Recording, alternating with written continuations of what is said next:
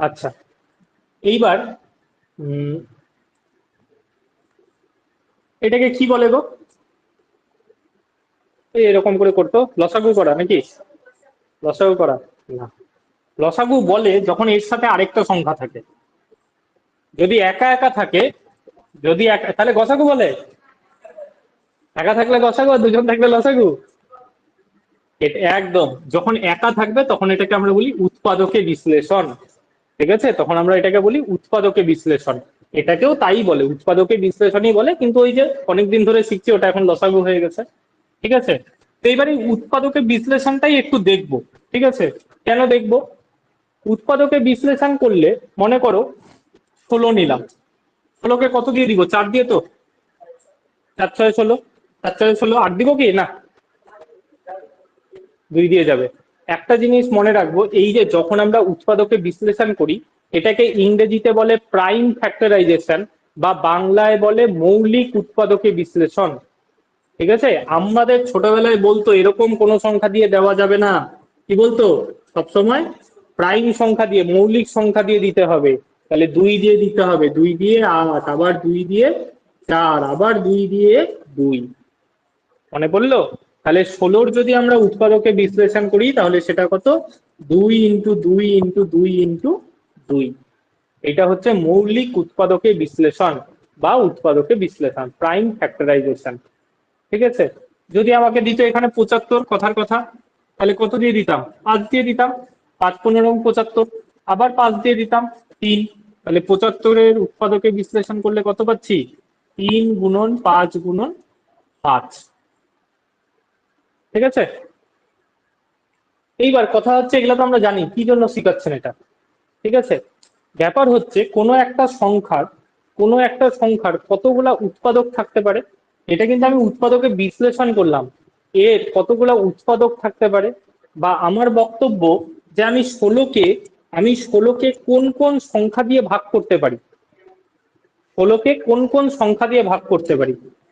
1 দিয়ে করতে পারি, 2 দিয়ে করতে পারি, 4 দিয়ে, 8 দিয়ে, 16 দিয়ে। তাই তো? 75কে আমি কি কি সংখ্যা দিয়ে ভাগ করতে পারি? 1, 3, 5, 15, 25, 75। ওকে, এবার বক্তব্য হচ্ছে যে আমি 16র কতগুলা তাহলে উৎপাদক পেলাম? 16র কয়টা উৎপাদক পেলাম? 1 2 4 6 16, কয়টা পেলাম? 5টা। উৎপাদক এদেরকে বলে, কথাটা বুঝাতে পারছি? উৎপাদক বলে যে আমি 16কে যেই সংখ্যাগুলো দিয়ে ভাগ করতে পারবো সেইটা হচ্ছে আমার উৎপাদক। 75-এ আমি উৎপাদক কয়টা পেলাম? 1 3 5 15 25 75। ওকে, এটা তো খুব সহজে পেলাম। এখন যদি আমি এরকম একটা খটোমটো নাম্বার দিই 2180, তাহলে তাহলে কি করে বার করবে? বা সংখ্যাটা আমি কি করে পাবো? করা উৎপাদকের কি কি উৎপাদক সেটা পরীক্ষায় জিজ্ঞেস করে না। কোনো একটা সংখ্যার কি কি উৎপাদক তোমাকে এটা জিজ্ঞেস করবে না, তোমাকে জিজ্ঞেস করবে 16র উৎপাদকের সংখ্যা কয়টা। 16র উৎপাদকের সংখ্যা কয়টা, যেটা আছে এখানে আমার 5টা। 75-এর উৎপাদকের সংখ্যা কয়টা? 6টা। এইটা জিজ্ঞেস করতে পারে। তো সেইটা আমি কি করে করব? কোনো কিছু তো শর্ট কিছু তো শিখতে হবে। তাহলে সেটা আগে এইগুলোতেই করছি যে এটাকে আমি কি লিখতে পারি? 2 টু দি পাওয়ার 4 লিখতে পারি। যেহেতু একই জিনিস 4 বার আছে বা একই জিনিস 3 বার আছে, তাহলে আমি লিখতে পারি 2 টু দি পাওয়ার 4। একটা জিনিস মনে রাখবা, এটা একটু দরকারে এরকম ভাবে লিখে রাখো। কোনো একটা নাম্বার এন দিয়ে আমি বুঝাচ্ছি, কোনো একটা নাম্বার, সেটাকে যদি আমি a to the power m into b to the power n into c to the power p এইভাবে লিখতে পারি, তাহলে এর উৎপাদকের সংখ্যা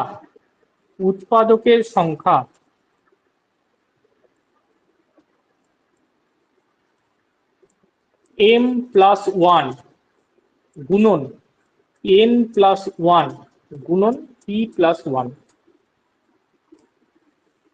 এটাকে লিখে নাও, শুধু এইটুকুটা লিখে নাও যে কোনো একটা সংখ্যাকে যদি আমি a to the power n into b to the power n into c to the power p এই আকারে লিখতে পারি, তাহলে তার উৎপাদকের সংখ্যা হবে m+1 গুণন n+1 গুণন p+1 ডট ডট ডট।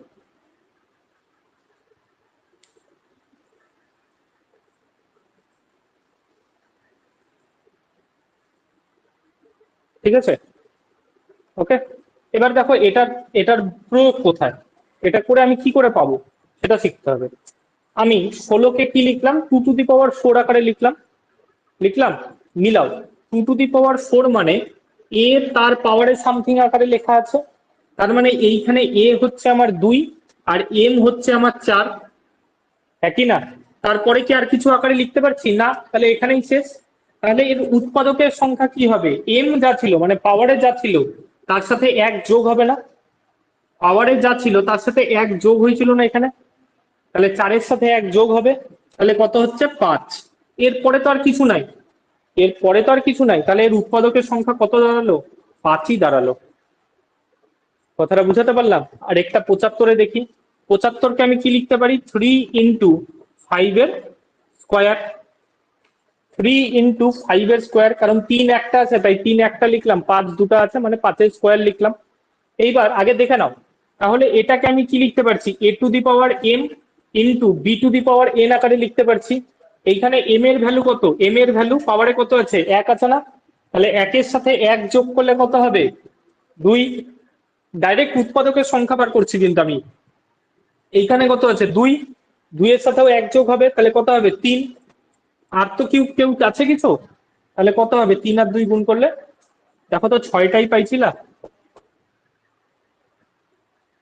কথাটা বুঝাতে পারছি? উৎপাদকের সংখ্যা বার করছি কিন্তু আমি, আমি কিন্তু উৎপাদক কি কি সেটা বার করছি না, এবং পরীক্ষায় এটা আসবেও না।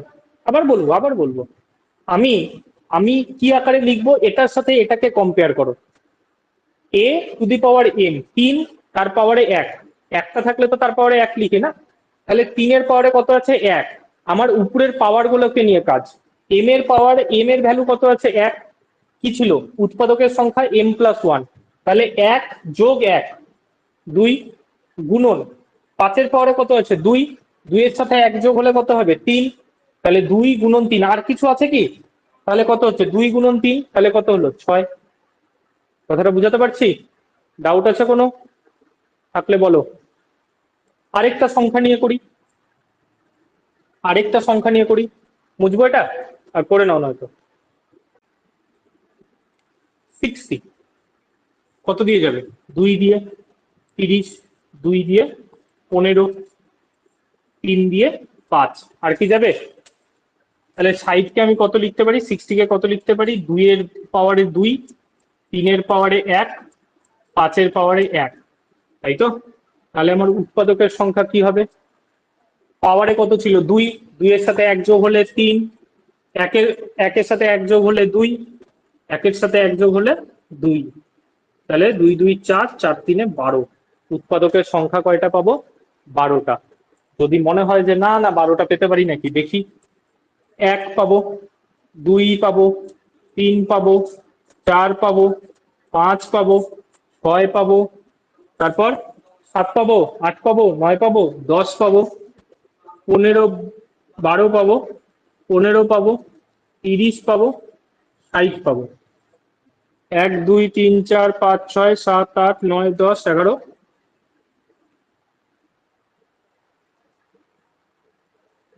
20 কই গেল গো, 12। আমাদের ভুল হতে পারে, অ্যান্সারে ভুল আসতে পারে না, ঠিক আছে? বোঝা গেল তাহলে? তাহলে উৎপাদকের সংখ্যা কয়টা পেলাম, 12টা। ঠিক আছে, এটা পরীক্ষায় কিন্তু আমাদের আসে, যে কোনো একটা সংখ্যা দিয়ে তার উৎপাদকের সংখ্যা বের করতে বলে। ঠিক আছে, একটা করো, নর্মালি তোমরা একটা করো, কত দি, 150, 150-র উৎপাদকের সংখ্যা কয়টা বের করো। হুম, 12টা, তাই? সবার তাই আসলো 12টা, কর কর কর।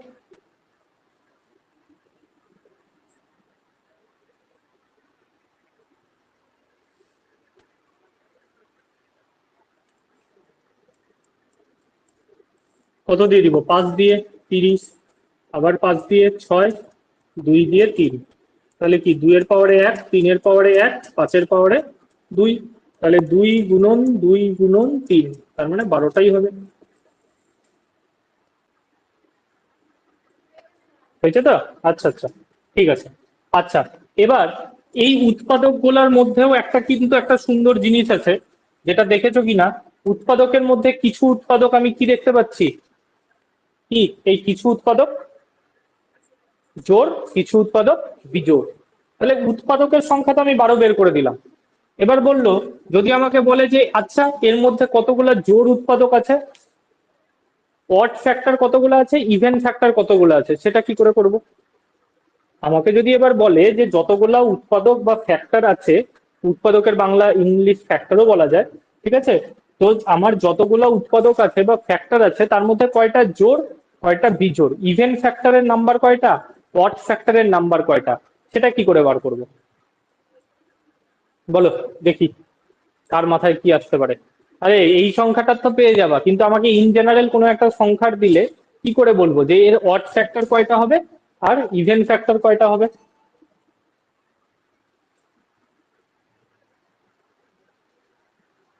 কয়টা হবে কি করে পাবো, বা কোন, না না সূত্র সূত্র তো পরের ব্যাপার, সূত্র তো মানুষই ডিরাইভ করছে। ওরকম করে আরেকটু ভাবো।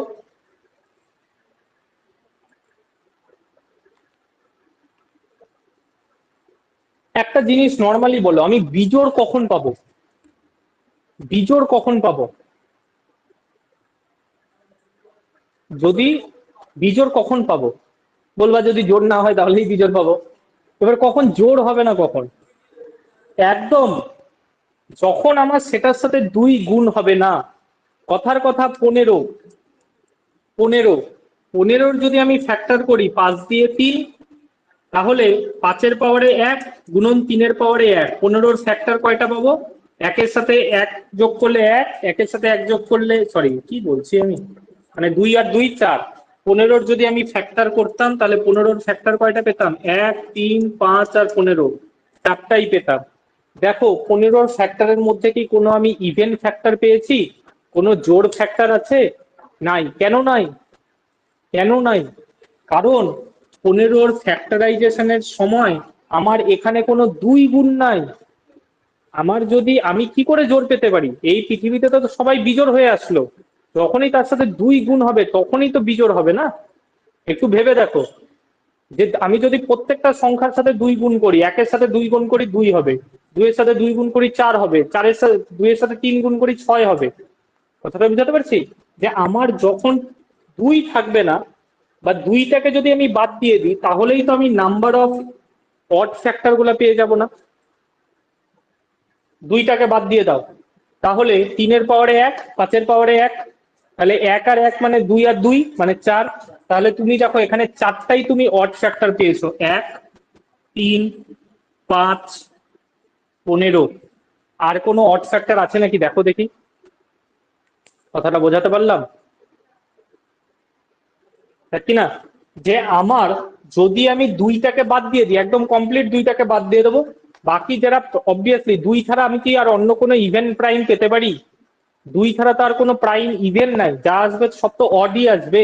তাই অডের মাথার উপরের যে পাওয়ার, তাদেরকে গুণ করলে তো আমি সবসময় অড নাম্বারটাই পাবো।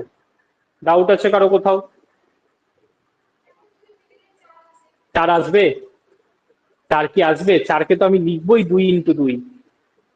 আর তো আমি 2 ছাড়া আর আমি কোনো অড প্রাইম নাম্বার তো পাবোই না, আর এটা তো অলওয়েজ আমার কি প্রাইম ফ্যাক্টরাইজেশন না। আমি তো আর কোনো প্রাইম নাম্বার পাবোই না, একমাত্র 2 হচ্ছে ইভেন প্রাইম, সেই জন্যই কিন্তু এটা আসছে।